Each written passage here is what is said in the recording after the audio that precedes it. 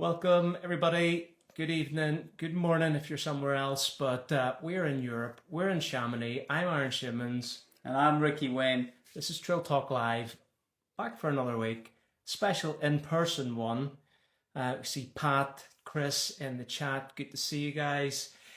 Yeah, so we're in Chamonix. UTMB week is coming up, and this is our first UTMB 2025 live stream. Before we get going, gotta thank sponsors, XMiles, Tantrums, and GOREWEAR. Links are in the bio. If you're catching up on YouTube or Spotify, links are in the description. You can get them there. What's on the agenda today?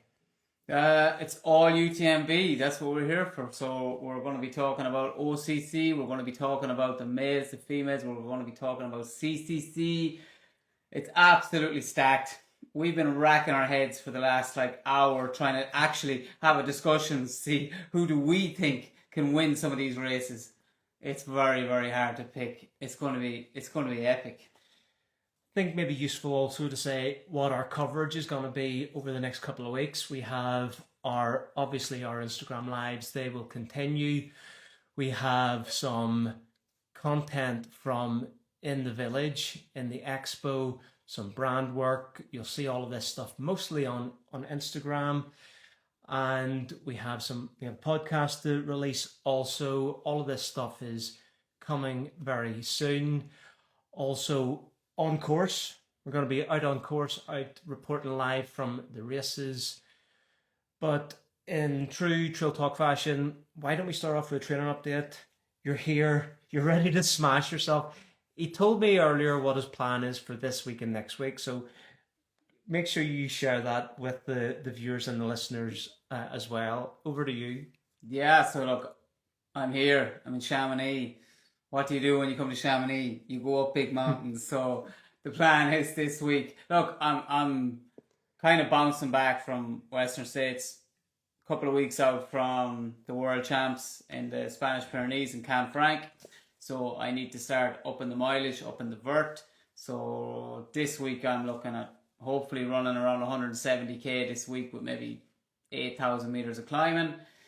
And then next week, ramping it right up to the magic 200k, elite standard 200k with maybe 10,000 meters of climbing, or as close as I can get to it anyway.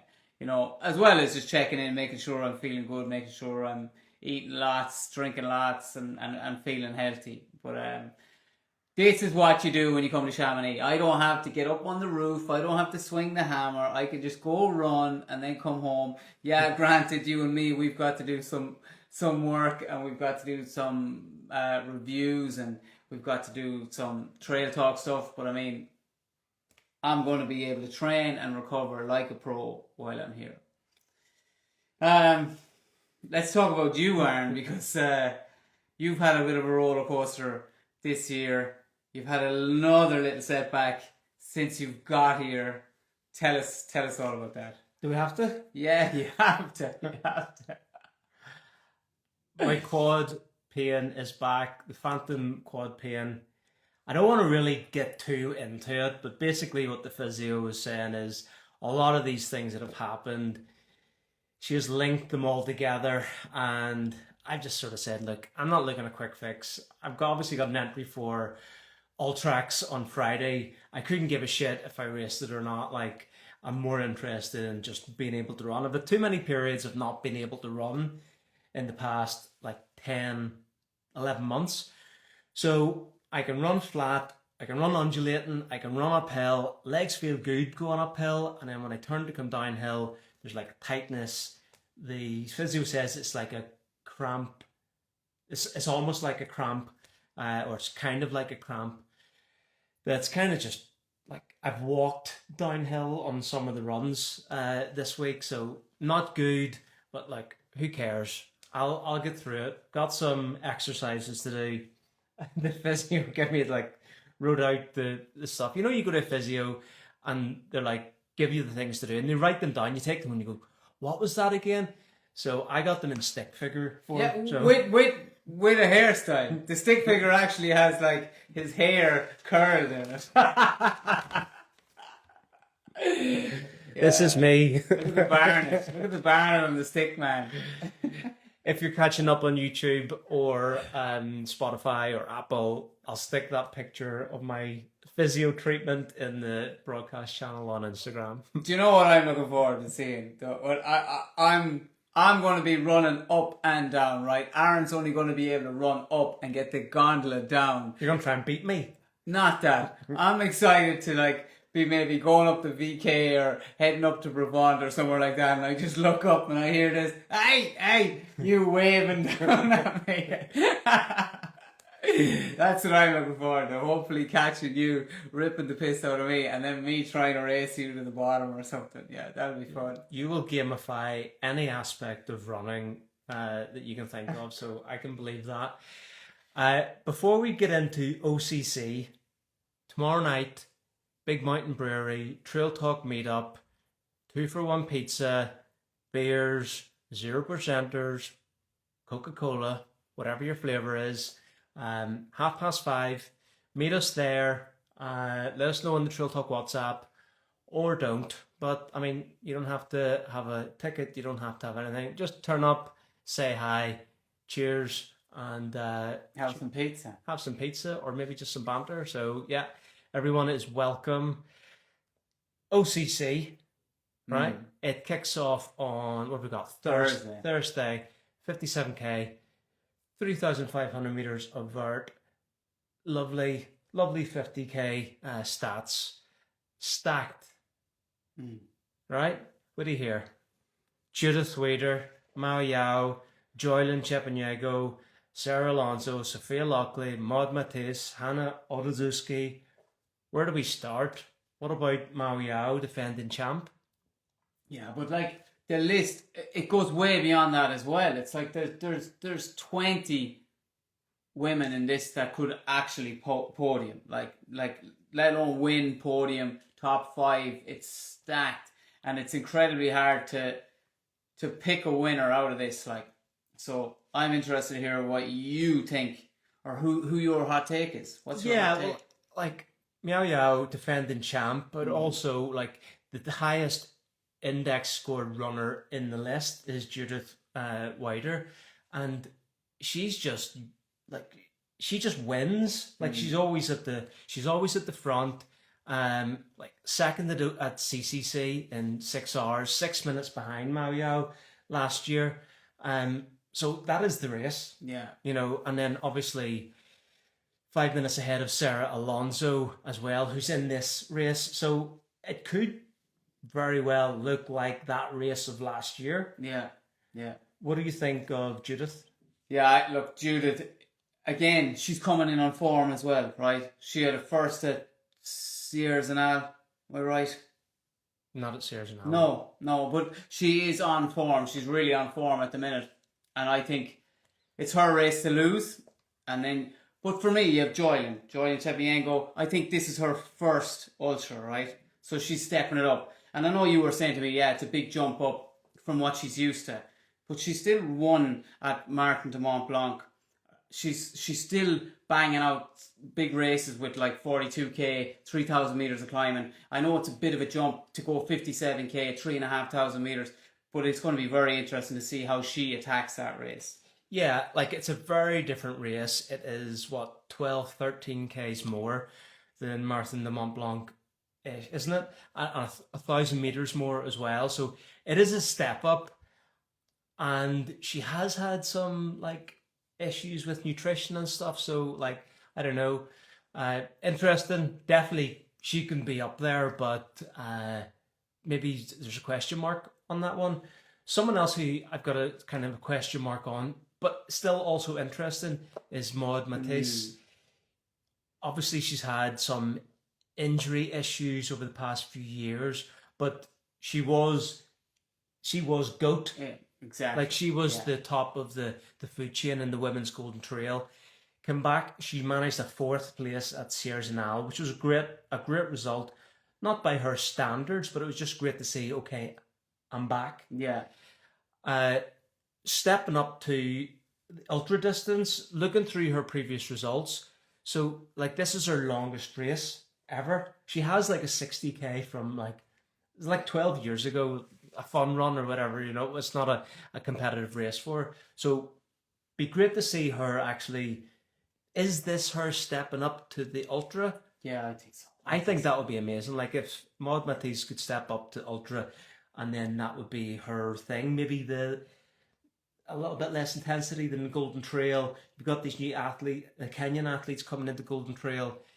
Is this the thinking? Yeah, there's always a time to move, right? There's always a time to move, and this could be the right time. You know, she's going to attack this ultra the same way she's attacked everything else. She's full of knowledge, full of experience. She knows how to win races as well. So, yeah, very excited to see her, and really excited to see her step it up in the distance. You know, I can't wait to see her race this race, and maybe even something like CCC in a couple of years' time, maybe even next year. Depends on how this race goes for her. Yeah. So. Yeah. Who else excites you in the women's field? Jasmine. Jasmine is definitely up there, I think, as well. Canadian runner. She's always kind of in the mix as well, so I think that she could do something special in this race as well. I'm not backing her to win, but she could podium, man. She could podium. Well, there's like 3 North American athletes, and she is maybe one of, like, maybe between her and Hannah, who would get like North American honors. You know how they like, you know, first American or first North American. Mm-hmm. You know, she's Canadian, that's what I'm saying, North American. So potential there. I think she likes kind of gnarly stuff. Yeah. And they did a training camp in Utah. I think they just left now. So yeah, she's interesting one. What about Sarah Alonso? Yeah, Sarah for me is again another one that's done some amazing things as well, and I just think that Sarah could upset the apple cart, we'd say, and she could put it up to them as well at the front of the race as well. Yeah, definitely. Yeah, and there was a question mark over her after she got bit by a cow. And it was like, oh no, disaster, in hospital, IV, big wound. Yeah. Like maybe it was a rib injury as well from a fall at the same time. But she seemed to have shaken that off, no problem. Yeah. And she seemed to be back shredding. And before the cow incident, she was just like, she was actually leading the Golden Trail World Series at the time. Yeah. So yeah, Sarah Alonso could very well be the winner of that race. Yeah. She's definitely going to be up there. And she might be my favourite racer in the women's field. She's like, I don't know, the Golden Trail female Zach Miller, right? Do you know what I mean? Like, snot in her face, blood on her knees, you know, definitely will take fall somewhere and she'll just like wipe it off and keep going. So yeah, she's an interesting and fun athlete to watch. OCC men. Class. What a field, right? Okay, give me top of the food chain. Top of the food chain. You can't not say Jim Walmsley, right? Jim Walmsley is racing OCC. I know he's not racing UTMB, and that's a big bummer, right?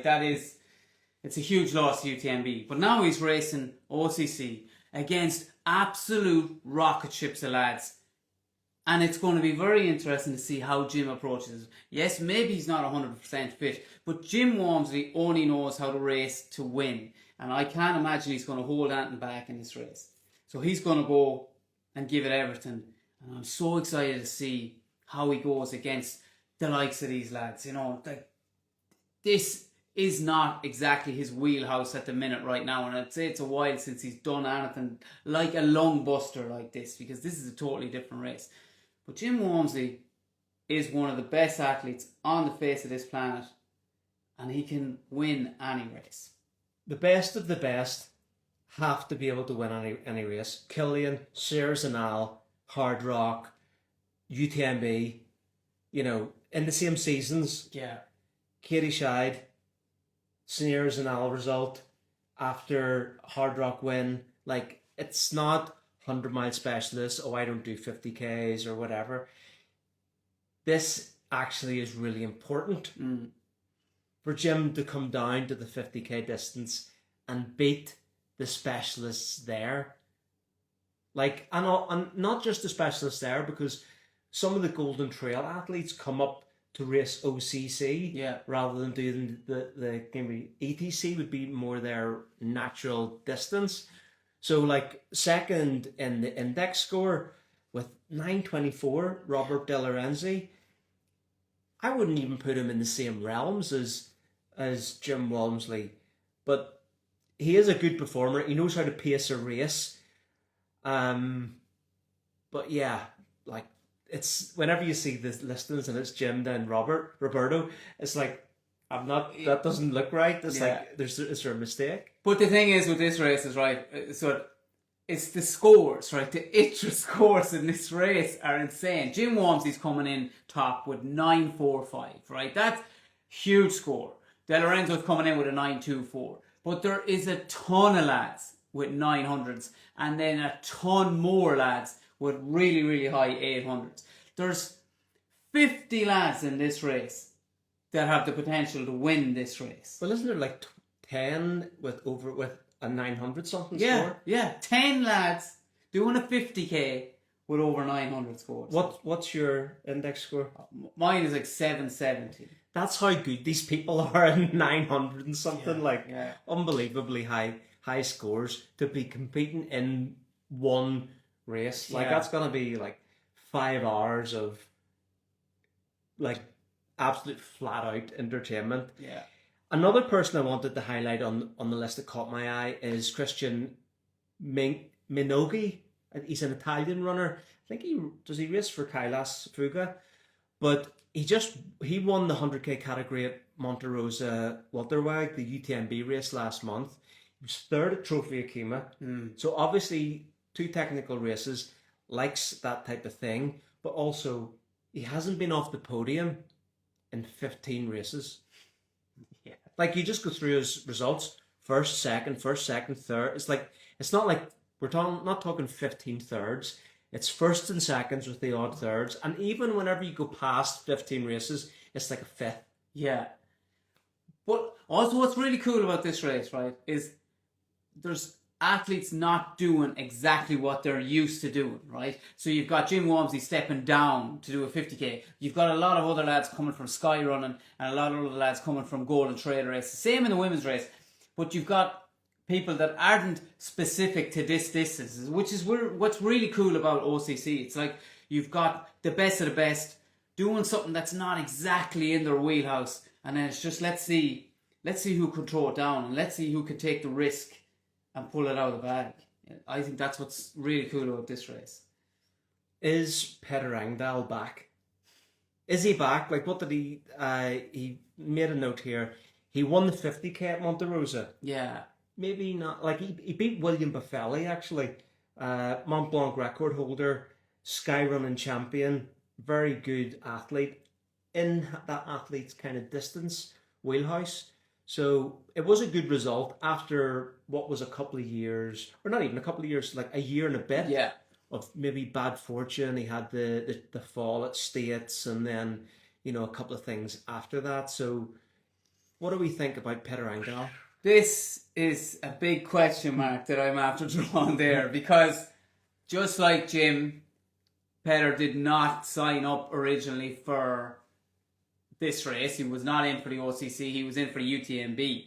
And then he stepped down from UTMB to this. So stepping down, and again, just to be clear, he's not running for Sweden in the World Champs in Canfranc either. So that's why I'm thinking he's not 100%. If he was 100%, then he'd be doing UTMB. But the man is still a beast. He's still super strong, and he's very, very fast. He's a really good climber.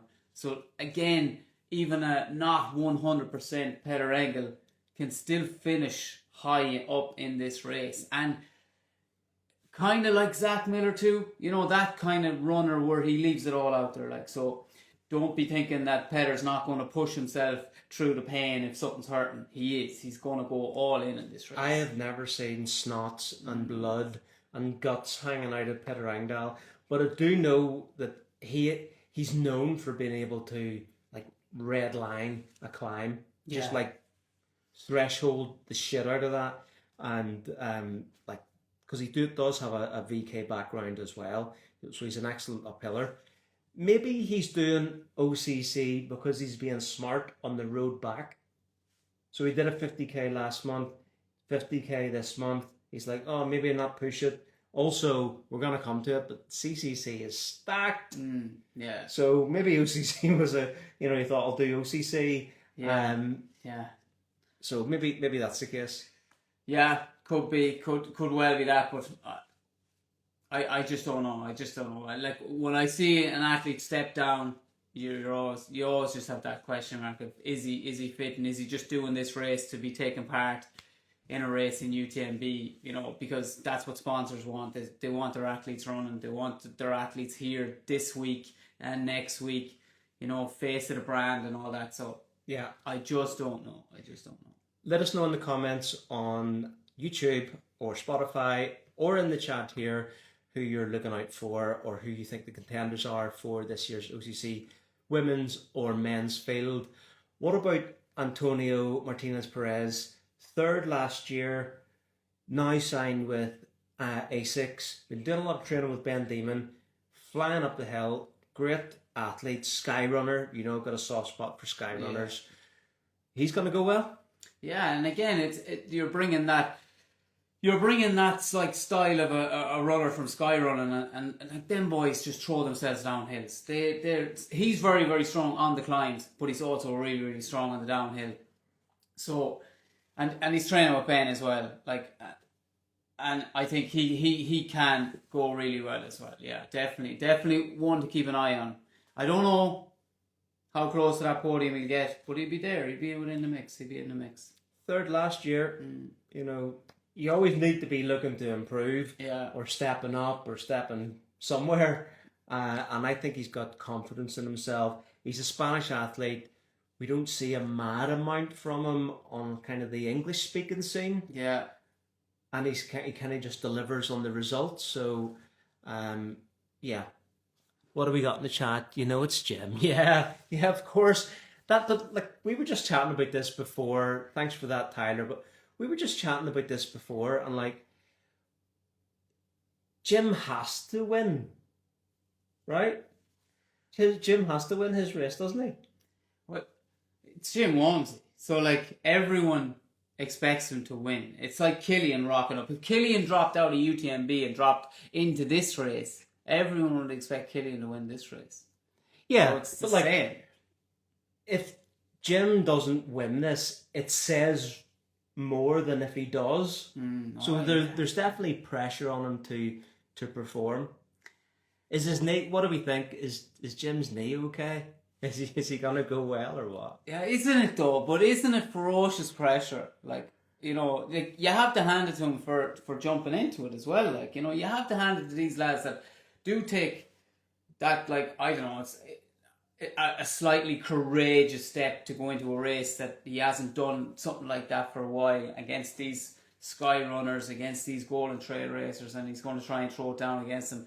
But like you said, there's so much pressure on him, you know. But look, we're seeing some chatter here on Instagram Live about what if he turns up like he raced the Ara Viper race in Arizona, it'll be a slaughterhouse.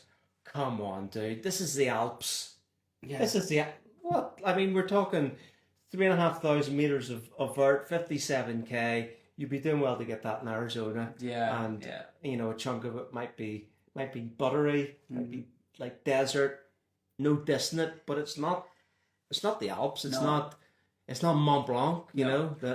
I sent you a picture today. I sent Aaron a picture today of like a buttery trail. Right, that was the only section of that trail that was a little bit buttery. 2 minutes later, I was running through a boulder field. You know, trying not to twist my ankles. So this place is a word I don't like using because it's an American word. I think is gnarly. It's very gnarly. Like, you know what I mean. And it's a very gnarly road. We cannot end this discussion without talking about Chris Jones, because I actually think Chris Jones will go really well in this race. He's a flying machine, but is it too long for him? No. This is his distance. But he normally does really well, like the 20k. Like he's really sharp. Like that guy is a sub 30-minute 10k runner, isn't he? Yeah. Like he has competed for. He's had national jerseys for the road and cross country and like everything.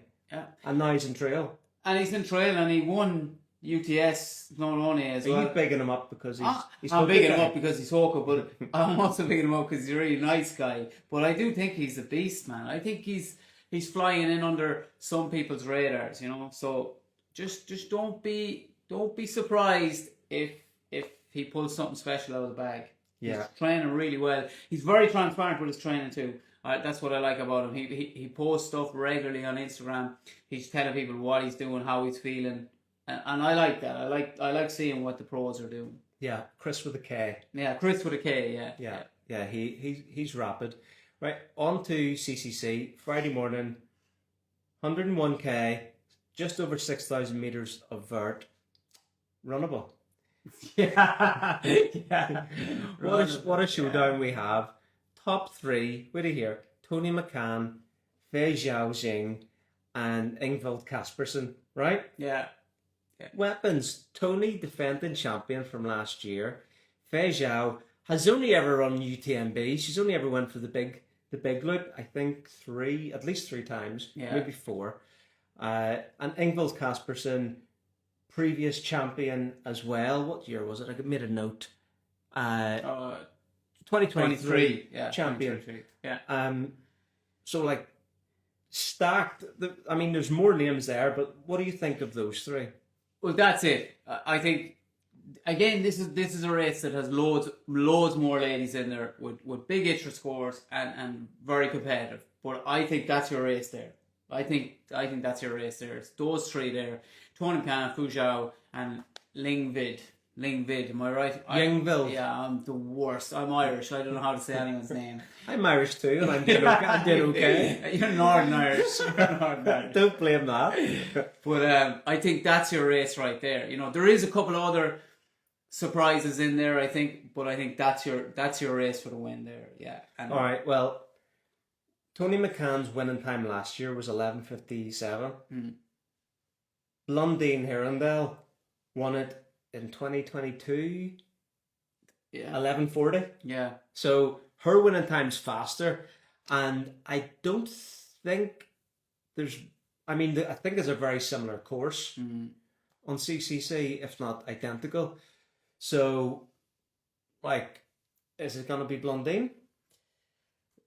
It could be. It could be. Like she has. I mean, Blondine's probably doing CCC because she'll be on the French team. Yeah. But she is an athlete. She's won OCC, CCC. Did she win TDS?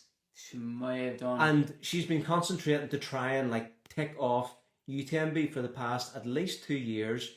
Fifth last year at UTMB. So she's dropping down. It's only a wee 11 and a bit hour day. 12 sub 12. Is it even an ultra?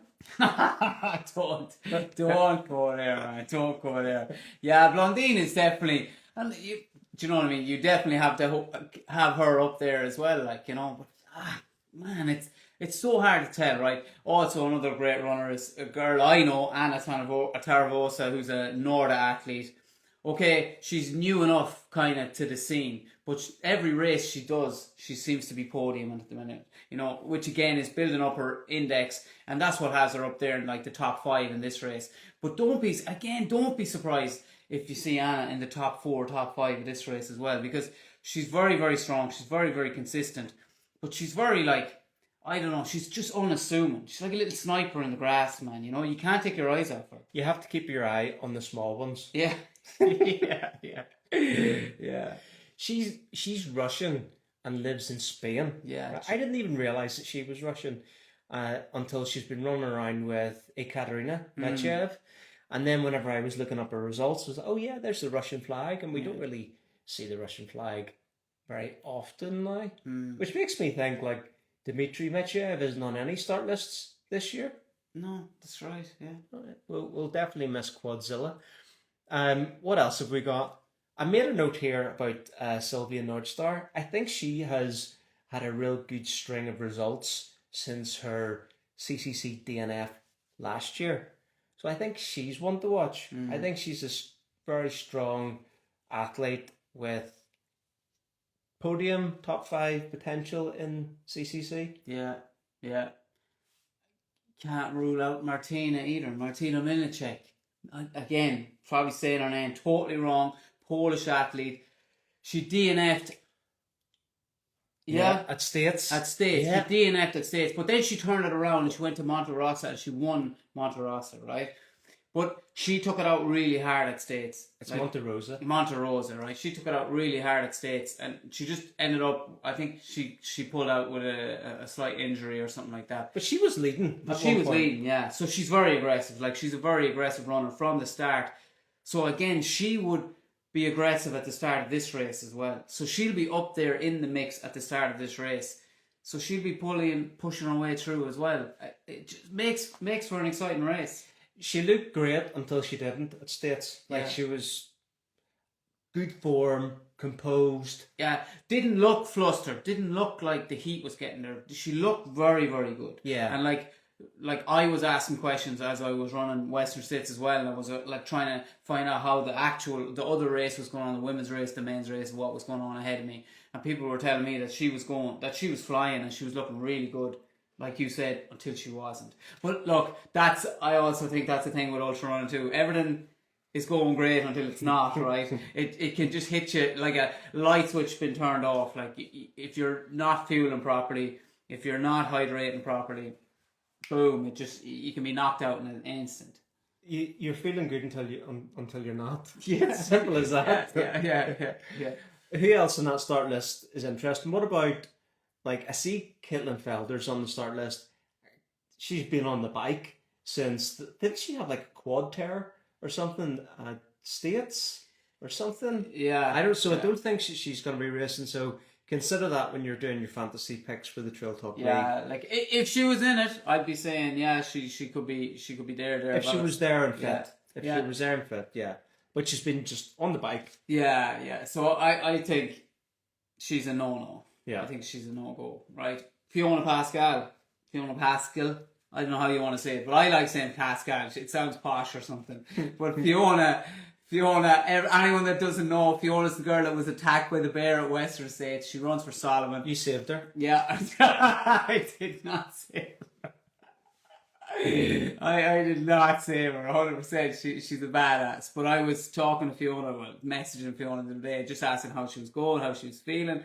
And she was saying she was feeling fit, she was feeling quietly confident in her fitness, and that she had bounced back from States, and she was excited about the race. So definitely one to watch. She's 100% top 10. Where in the top 10? I don't know. Like, Fiona Pascal has the ability to win the race. Yeah. 100%. Like, yeah. Unassuming, talented flying machine, and your bear buddy.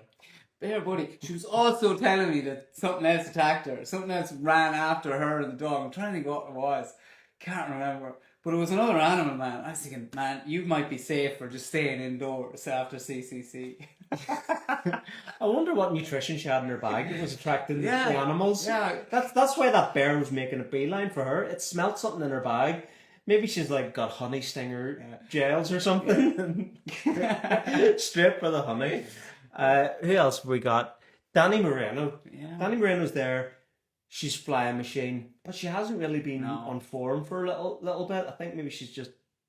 I mean, this is a return to competition kind of race, but there's been no tune-up races along the way. I don't think. No, like she always seems to be making a comeback. If you know what I mean, she's always coming back from something that happened to her, an injury, and then just never getting a proper run at it. So I just don't know. And to be honest, I don't know enough about her training at the minute to see how competitive she can be. But like you said, she is a flying machine.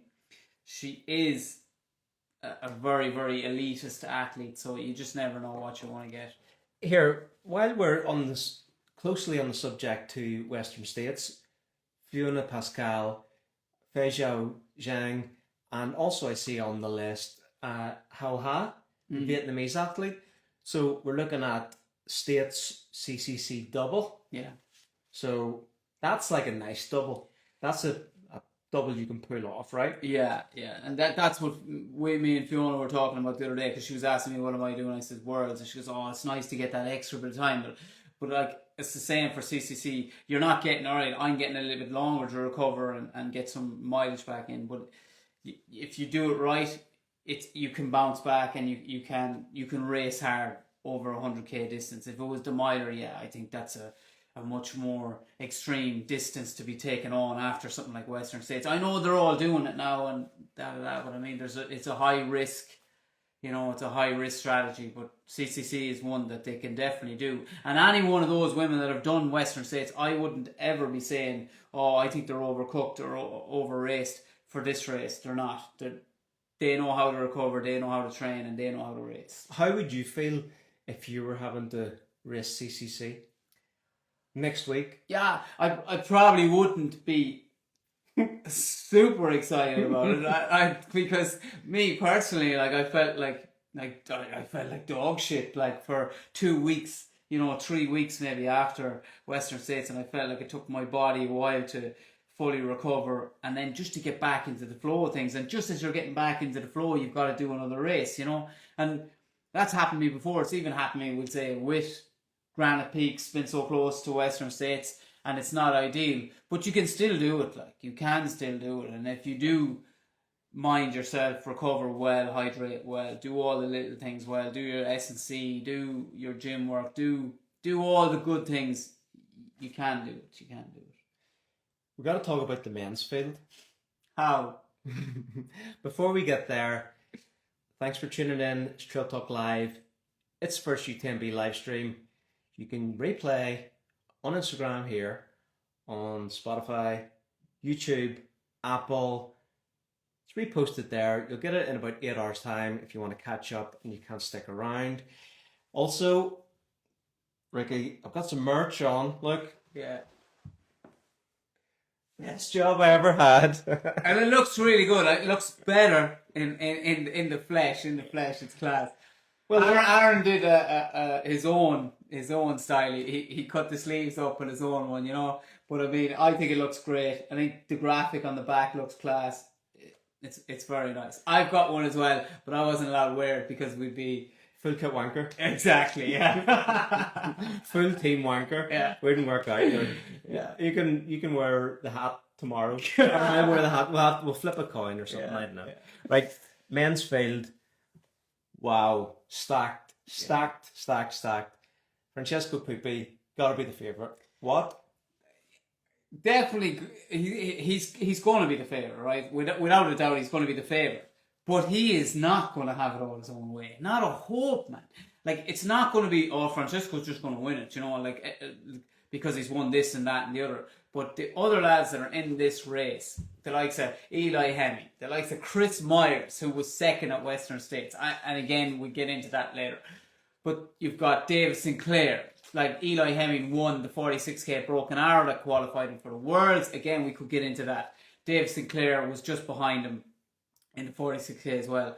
These are also lads with like 900 scores in the ITRA, and they're only 2 lads I'm after naming. There's 10, maybe 20 other lads that I could name that could win this race. So Pupi is definitely not going to have it all his own way.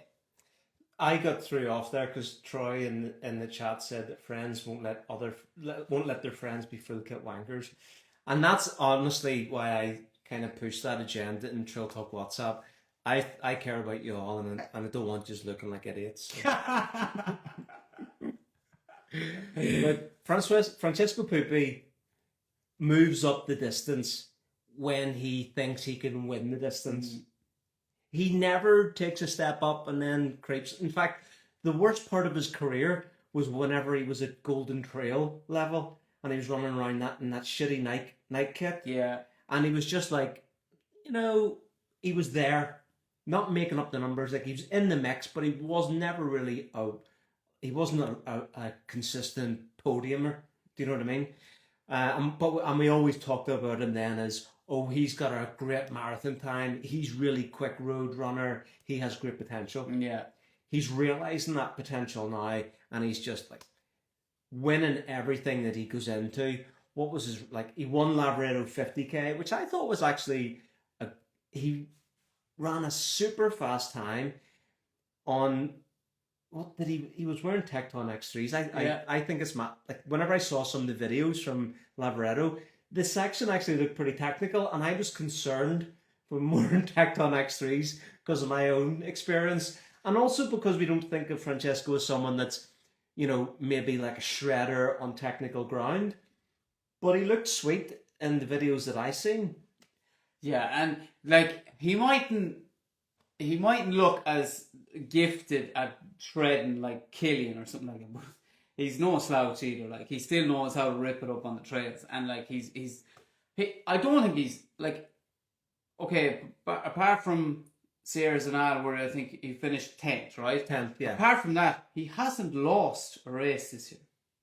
Yeah. So like the confidence that man is going into these races with, as he's stepping up the distance, is insane. Like, so he's definitely going to be backing himself, along with everyone on the Hoka team as well, because they must be thinking, man, they hit a goal at the jackpot after signing him this year. Everything he's touched has turned to gold at the minute. Yeah, he's out there speaking, putting his foot in at the odd time. New sign with Hoka, like definitely on the ascendancy. They probably see him. He's a star already. Yeah, but you know, you're not like the biggest star until you are up in the bigger distances. Yeah, but that's his trajectory. But that's where he's going. Like, yeah, that's where he's going, and he is like, to me. I think Francesco, and to most people, I guarantee to most people tuning in tonight, I think he is a bit of a superstar at the minute. Like he is, you know, he's like, if he was a professional footballer, I'm telling you, everyone would be. He'd be all over him. Do you know what I mean? He's ridiculous. Like you'd be just thinking, he is the man. That sounded terrible.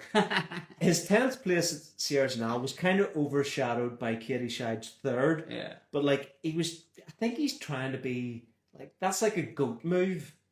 You know, I want to win or podium or do well at Sierra Zanal, and then come and like win CCC. That's like a, you know. You got to think there's inspiration there from things that Killian would have been doing. Like, Killian's influenced us all, and he's just another runner like us. Do you know what I mean? He's just different ability than me, or, you know, the guys watching or whatever. So I think he was trying for a goat move there. He got a top 10, which was very solid in the middle of the CCC training block. Yeah, in the middle, where he would be running high mileage. He also ran quicker than he did when he placed 4th, I think, at Sierra Zanal. He ran quicker running in 10th. So he had in his last post that he was very content with that time, and he was over the moon, and he said that's what progress is, you know, and he's right. That's what progress is. It's not always about the position where you come. It's like, how are you getting quicker, you know? And if he's getting quicker while moving up the distances,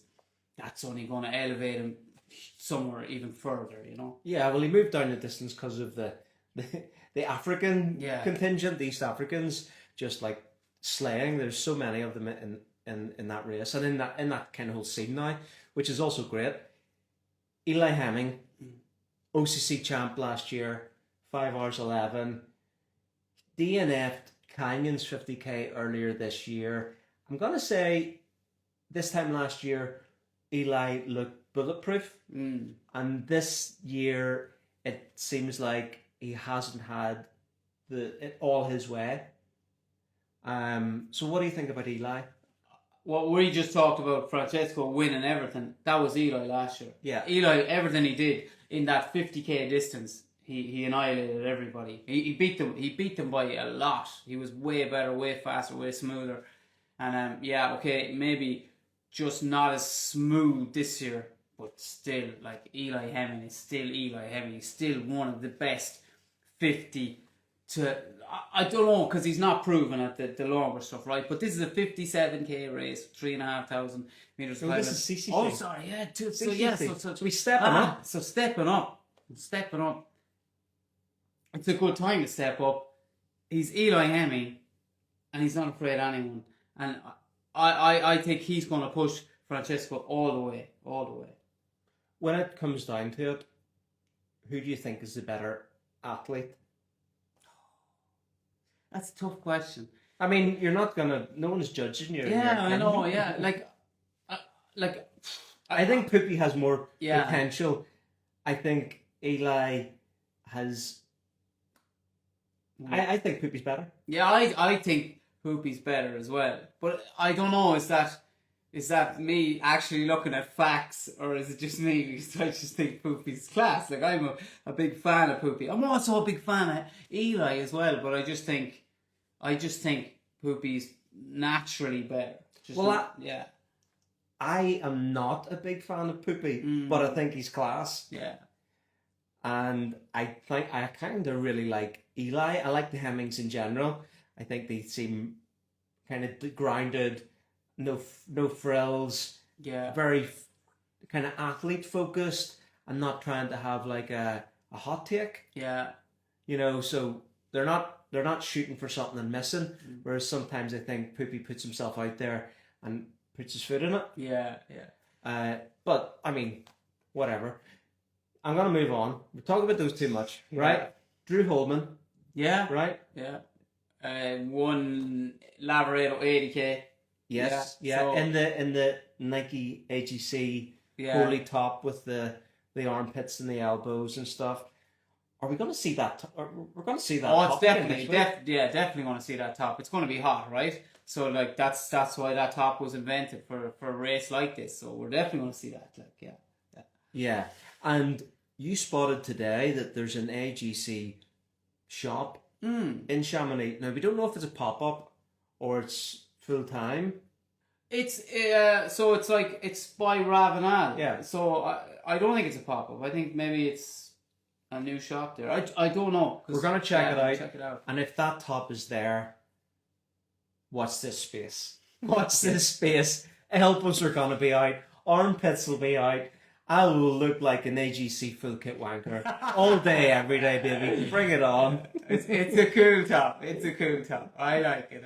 I like AGC the brand. I wouldn't be a massive Nike Trail fan, but the AGC stuff has always had like a good street crossover style. Yeah. And I've had a few pieces in the past, never for sports, always for like the city. Yeah. And I've kind of liked the vibe. Yeah, definitely. Like, look, that top was the big talk at Western States. Like, I got more messages about that top than I did the actual race. It was crazy. Like, so people definitely stood up and took notice of that top because it was just off the charts, something so different, you know. And then as well, Drew Holman won a race in it, as did Caleb Olsen, like, you know. So On the same day? On the same day, yeah. Tom in the chat saying the AGC store is permanent. Let's hope they have stock. Got to check that out tomorrow. I'll stick it on Instagram stories if the top is there. Closing out on Drew Holman, 5th at CCC in 2023. But I feel like he's more a 100-mile specialist, and he was 5th then. I think he's definitely still top 10. Yeah. But I don't think he's maybe top 5. Yeah, I'd agree with that. Yeah. And just because of the other racers the other athletes in this, right? Oh yeah, it's because it's so stacked. Yeah, it's like so stacked. Yeah. We've got Dave Sinclair in there. We've got Chris Myers, 2nd at Western States. I think, and maybe I'm 100% wrong on this, but like, when I saw Chris Myers at the end of Western States, I don't think I ever saw anybody as shook. He was so shook. And unless he has the recovery tools of Wolverine, I don't see him winning this race. You know, I just don't see how he can do it. Like, how he can put another performance in like that.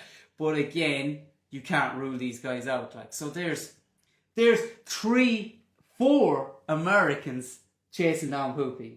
Do you know what I mean? Like, that's going to be cool. Like, yeah. What about Polish Solomon guy Bart Przydzinski? Yeah, he's been focusing on this distance. He's coming off. He DNF'd the Von 2 by UTMB race, and then he came back and had a 2nd and a 1st, Trail St. Jack and Ristonica. So he has some good results in the 50k in the build up to this. Yeah. So I would expect Bart to have a good race, to definitely, like, he will run, I would think, around top 5. Yeah. And if he has a good race, he will finish potentially top 5. Yeah. What do you think? Yeah, I think I was kind of saying if he has a really good race, he'd be between 5th and 7th. That's kind of where I was putting him, because because it's so stacked and there's so many other racers in there, it's hard for me to just push him that little bit higher up that. But he is proven, and he is very, very good, and he is very strong, and he's capable. So you never know. Yeah, something actually, like, let us know in the chat, let us know in the comments if you're not on Instagram right now. Do we think that some of the American athletes, because there's quite a lot of the American athletes that are doubling CCC and Worlds, David Sinclair, Eli Hemming, maybe I can't think of some others, but is there the possibility that I'm not having a day and just pull it and go, I'll save it for Worlds? I've turned up, I've got my appearance check for UTMB, I give it a shot, but I'm sitting in 7th here, maybe reading too much into a calorie low, and I'm going, pull the trigger here, I'm at Champay-Lac, I can get a lift back to town, I've had a good long run, good training stimulus. Yeah. A couple of years ago I would have said no, because I would have said that more athletes they're more concerned about a UTMB race, because the money's better, and the Worlds wouldn't have been looked at as strongly. But I think that the Worlds has grown in popularity, in competitiveness. Like Jim Walmsley's going to be at the Worlds, Katie Scheid is going to be at the Worlds. These athletes want to go there. They're trying to make it better and bigger and more competitive. So I don't think I think that's where you could be right. As in, if they aren't having a day, they could easily just say, right, I need to scratch this. It's not happening. And if I keep going the way I'm going, I'm not going to even be able to turn up at Worlds, let alone have a good race there. So there's definitely that could definitely happen. Yeah.